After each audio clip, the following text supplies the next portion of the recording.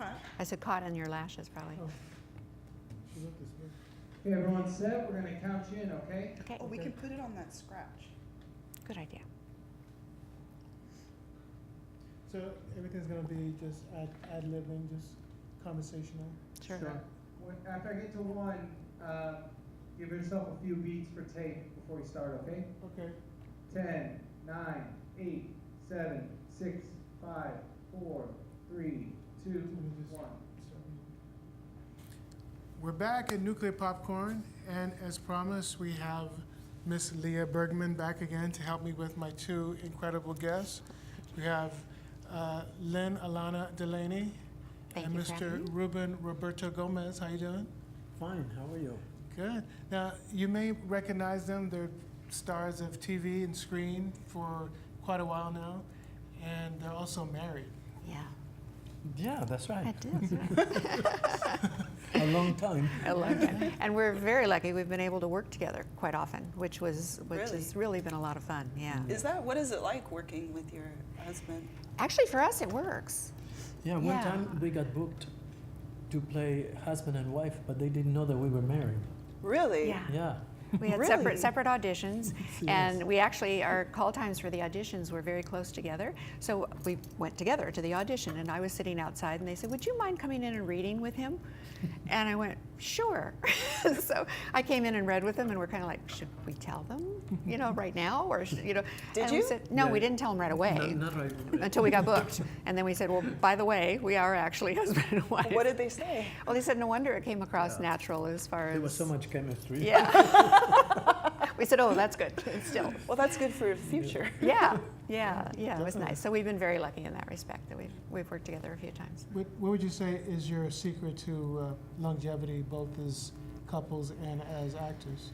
Ooh, probably respecting each other and their individuality. I Yeah. think is one of the key things that we found, especially when we've lost some friends that were couples that are no longer couples. That we kind of saw that. I think that was one of the main things that has helped us stick together, is just being able to accept the differences. Yeah, I was gonna say, the thing is that you keep growing in life, and you keep changing and feeling different things, and the other person has to be really willing to accept your changes, just like you accept them. That part is not easy, but if you have that, I think, is one of the most important things, because you're growing up together. I think it's very important. I was 18 when we met, so that's why I think it's Wow. referring to the growing up part of it. Wow. So Yeah. how did the relationship change then to the years? It did. I think it did change in the sense that we were in college, of course, and going through a lot of different things, and then we got settled in careers, and so it went through a lot of different changes, and luckily we went. I don't think we are that much alike. In fact, we had a cute story when we were in college. He was taking a class called Marriage and Family Planning. You were? Yeah. I wanted to He was- find out certain things. He was the only male in the class. I think it was for. I show up in class the first day, there were like 50 girls and no guys. Is that why you took the class? I didn't know, but I would have. It just happened. Oh, and the instructor in the class, when we had started dating while he was taking that class, and at one point in it, they had to describe any relationship they were in. So he told her that we were in a relationship, and so she asked details, and then she says, "It'll never work." I said, "Where is she now? I want to find her. I want to go after her." Why did she think it would never work? She told me that we were so different. I was from Argentina and different religions, and I was a little older than she was, and she said, "It's not going to work." Okay, but it did work. Yeah. Well, you must have had some commonality that made it, that bonded the foundation together. Yeah, I'm not sure exactly. I mean, to this day, we're very, maybe the fact that we both had similar goals as far as what we wanted in a relationship, that Yeah, I think so. Yeah, we wanted to have a good relationship. we're willing But- to work at it. But people say, you work, and there's nothing wrong with working at a relationship. But with us, we never thought that we were working at anything. We were just doing things, and it worked. Yeah. But without really saying, okay, I gotta do this so that it works. No, we did what we thought at the time that it was good to do, and it just worked. I think it's a little bit of luck too, you know, Yeah. finding the person Yeah. that you can do this. Yeah, and we were curious. I was curious about his background. I mean, we went to Argentina and stayed there for months so that I could, meet his family and Do everything. you speak Spanish? Yes, yeah. I didn't when I was taking Spanish 1 when we first met. But I heard It's you improved. earlier, and you do quite well. It improved, yeah. It improved dramatically over the years, yeah. Private lessons. Yeah. And we'll leave that there. Yes, don't even want to go there. Tell us about this book here. Yes, this was actually, this is called The Remake, and it is the novel behind our first feature film that we produced together as an independent film. I waited actually to release the book until we had, it's got behind the scenes pictures from filming and things like that in it as well, because I thought it would be more fun for people to be able to see some of the scenes and things that we had and some of the people we had in it. We were very lucky to have some veteran actors in it, like Larry King, Wow. June Lockhart, Sally Kellerman, and so we had a lot of fun. Wait, and that was your first? That was our first feature. Your first feature Our film? first feature film. How were you able to get such Luck again, I guess. veterans and your first time out of the gate? We had a couple interesting little stories actually when how we met up with them. We had Mr. King. We had actually met at an opening of one of his water bagel places that he is the spokesperson for. And actually, it was when I started writing the script. So when I was writing it, I asked Ruben, I said, wouldn't it be nice to have a scene in there where he's interviewing the couple? The couple is actors that have gotten together. They were in a co-ed film when they were very young. They got separated for 30 years, and they're reunited to do a remake of the original film, just an updated version of it. So I said, wouldn't it be fun to have Larry King interview the couple in the movie? And he goes, oh yeah, that would be great, but how are we going to do that? You call him. Yeah, you call him. Is that what happened? Oh, yeah. You said you call him. Well, what happened is she was the one that was talking to him during the reception at the restaurant. I said, well, you know him. So, make a long story short, Know him. she I talked met to him, and he said yes. He was very sweet. He says, I had, Were you surprised? Were you, I was surprised the way it happened because I had dropped off the script and asked if he would read it. So he said, well, come on by. He has a group of his cronies that he gets together with on Thursday mornings at one of the bagel shops. So he says, come on by on Thursday morning and we'll talk. And I went, okay, oh, sure. So I did, and we had a nice conversation, and about halfway through the conversation, he told me, well, I haven't read the script yet. And I went, oh, okay. And he said, what would I be playing? And I said, yourself as an interviewer? And he goes, oh, I always get to play myself. He said, okay, well. And I said, well, maybe next script you can play something else. And did you do a next script with him in it? Not yet, no. Not yet, but next time. Yeah, absolutely next time. We'll give him something else fun, No, he's a fun to friend. play. Yeah, no, So we can call him and say, Larry, we got I think he might do it next time, yeah. So by the end of the conversation that morning, he says, you know what, I'll do it. And I said, but you haven't read it yet. And he goes, that's okay. So Wow. Really? yeah, Yeah, that was, So how did you feel? I was elated. I was Well, just we like, were- I was stunned. I was like, really? Very excited. Are you serious? And he said, yeah, go ahead. And so we made arrangements, and he came and did our shoot. And it was a couple months, quite a few months later, actually, that his shoot dates came up, because we had, as an independent film, we had to depend on when actors were available, and they weren't always available at the same time. So we had to really, our scheduling actually spanned, we did 33 days of shooting over 3 months. Oh, wow. So okay. it took us We quite a didn't while. shoot every day. Yeah. We did maybe 3 days a week, and they were not always the same days. We had to wait until we got the locations, and when we had to be available to the locations and to the actors. Yeah. Because you So- were new, so Right. you were under, you had a lot of constraints. Right, and independent I'm sure you filmmaking, don't we have those constraints anymore. Well, we're still, plugging along. I don't think you ever, they always say you're only as good as your last movie. So We we're- got a lady in our film that I was so excited that we got June Lockhart. Yeah. Yes. And June Lockhart, she was a sweetheart from the very first day. She wanted to meet us, and so we went to Sheraton in Santa Monica, and Lynne and I show up, and she says, oh, now I know why you want me to play your mother. We look alike.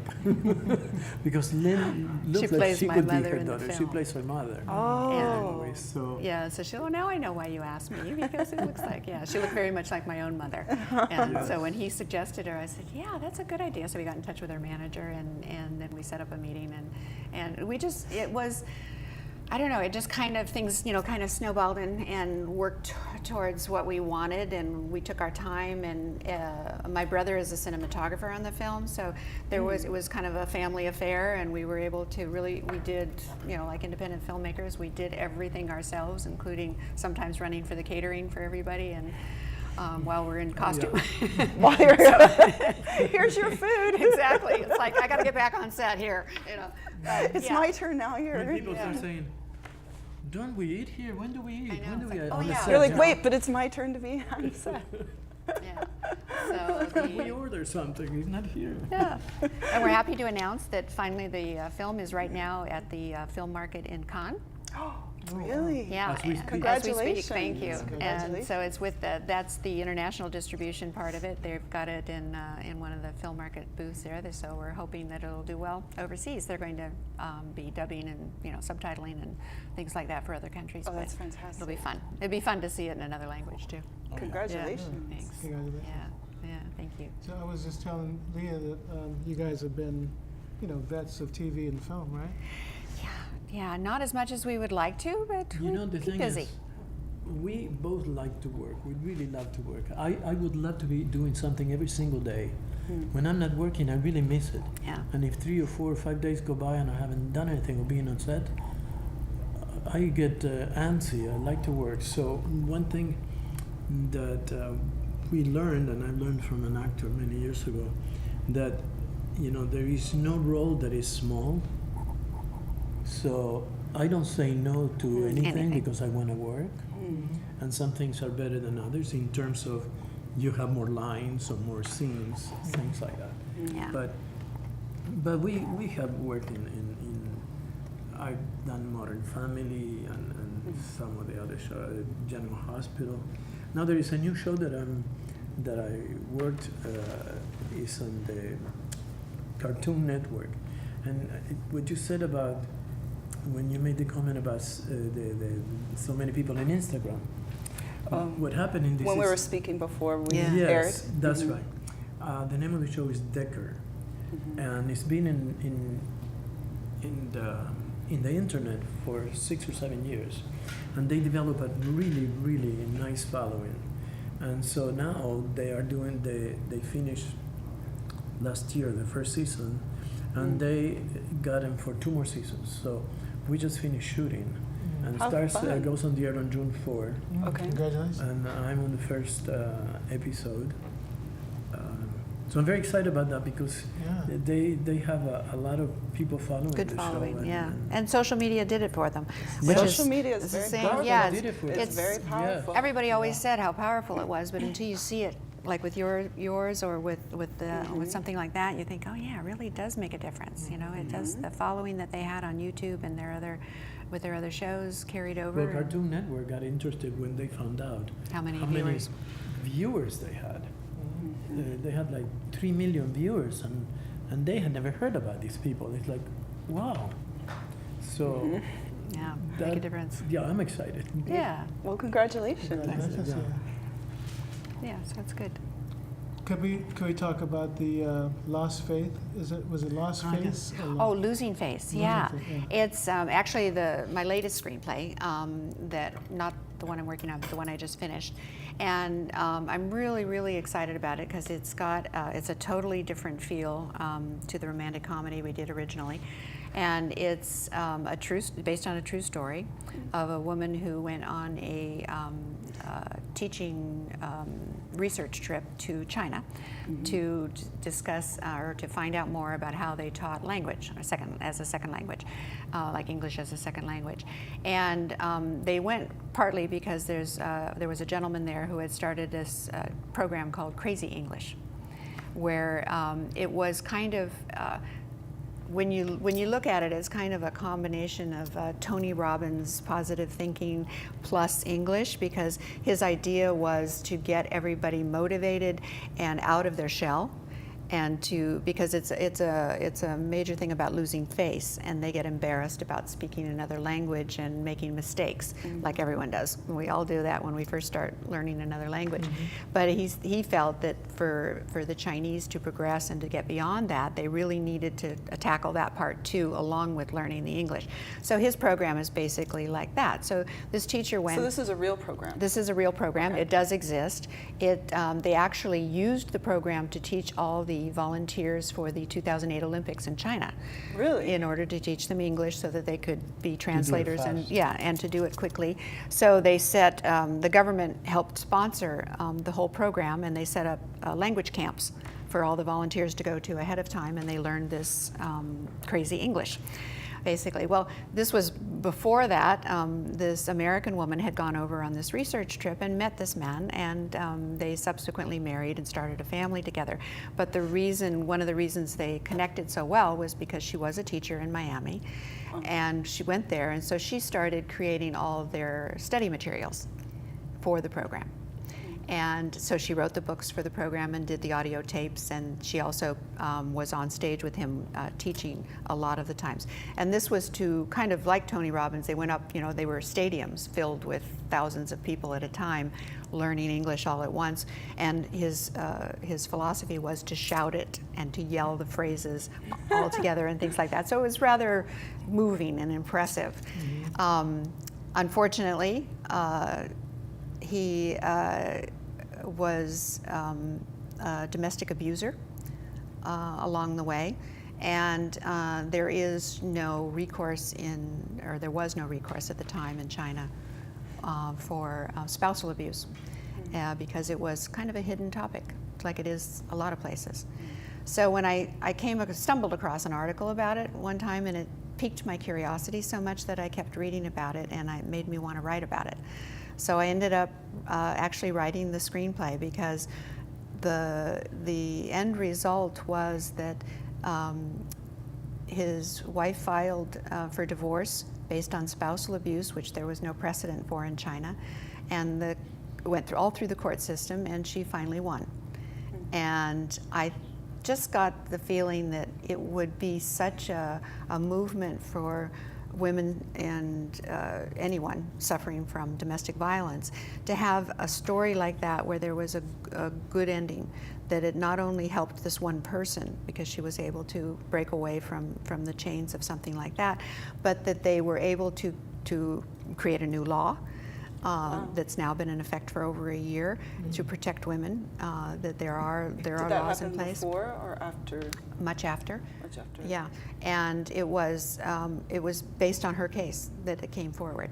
So it was kind of an inspiring story, and I'm hoping that it'll bring light to the issue, because it's kind of kept under wraps almost everywhere, and it is a worldwide problem. So I'm hoping that if we can get it produced and get the right kind of feeling for it, that people will relate to it and want to move forward with it. It's a worthy cause, that's for sure. Yeah. So when do you think production might start? Do you have any type of indication? We probably won't be producing this one because it does pretty much take place mostly in China. We are a small independent production company, and unless we got a magical benefactor that came along. But we have to tell them, we met the lady. Oh yes, I met Oh, you did? Yes. Yeah, she's back in the United States with her kids. Wow. She lives in Houston. So we got in touch with her, we went to see her, and she loved Lynne's script and story. And she has a lot of connections in China, because she and her husband are super well known and famous. They were interviewed on TV, and so maybe there is a connection through her to be able to do this, because it has to have help from Chinese production. And I was actually able to locate her through social media. which Really? yes, Yes. because I had no. It's unique. Her name is Kim Lee, and but she's Italian American, but the name Lee and Kim Lee was extremely common, and so I tried to track her down for quite some time when I first started writing, and then I basically just kept going with all my research, and I completed the actual screenplay. But then I decided I'm going to give it one more shot and see if I can somehow get connected to her. So I contacted just about every journalist that had ever written about her and her husband that I could find, and say, if you could please reach out to her and tell her I would love to speak to her, or email, or whatever I could get, so I could get some feedback. I wanted to check on the accuracy of what I had, had been able to find. And so it was wonderful that we were able to meet up with her and get a first-hand account. So what happened that you were able to find I her? did get in touch with a woman, she's a Chinese American who has written about women's issues, and she had interviewed her at the time when she was going through her divorce, and I was able to get that from one article that I had read. I found her on social media, on LinkedIn. Wow. And then we connected, and I asked her if she would intervene, and she said, I happen to be friends with her. I will be more than happy to get in touch with her. And So persistence. yeah, and then Perseverance. It was meant to be, I yeah, think. I think so. Well, that too, yeah. Yeah, so it's been great because I was able to fill in the little gaps I thought I had in the script. There weren't quite as many details as I would have liked on their day-to-day living and what it was like to go through. And What did you find out from meeting her? Like, what was your first impression of her? And then two, what did you learn from meeting her?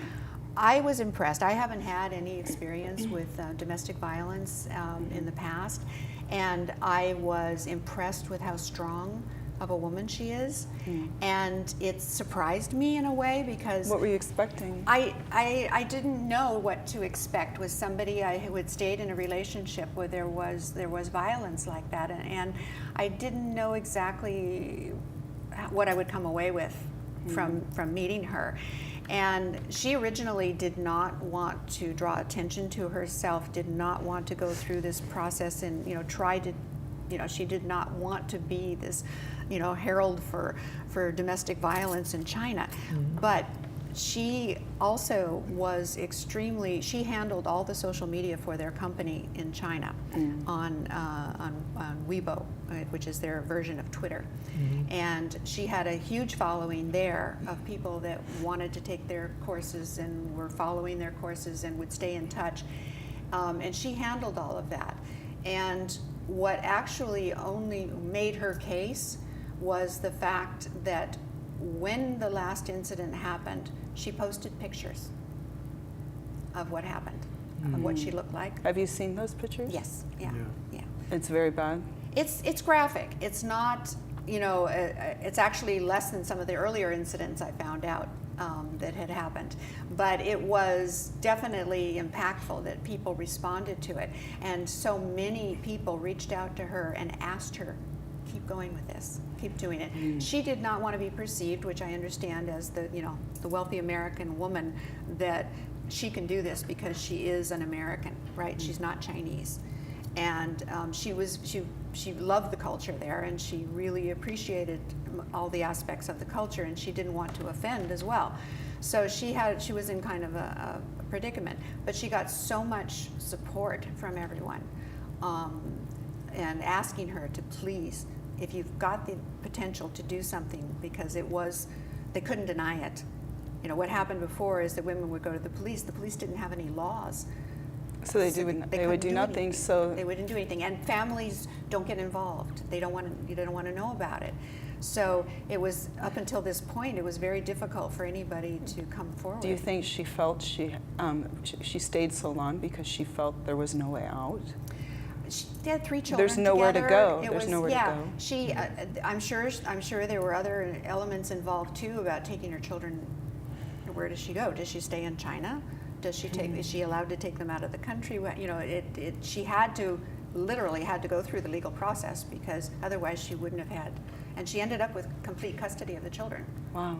which is very unusual too in Wow. China. Usually the man gets custody. Well, or at least it's joint, but because of the situation and maybe the notoriety of it, she was able to get custody of the girls.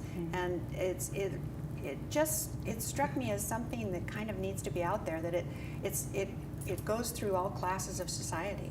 You know, they were very, very wealthy business owners, and they were well known in the country for this program. They were on TV all the time talking about it, and during the Olympics, everybody knew them.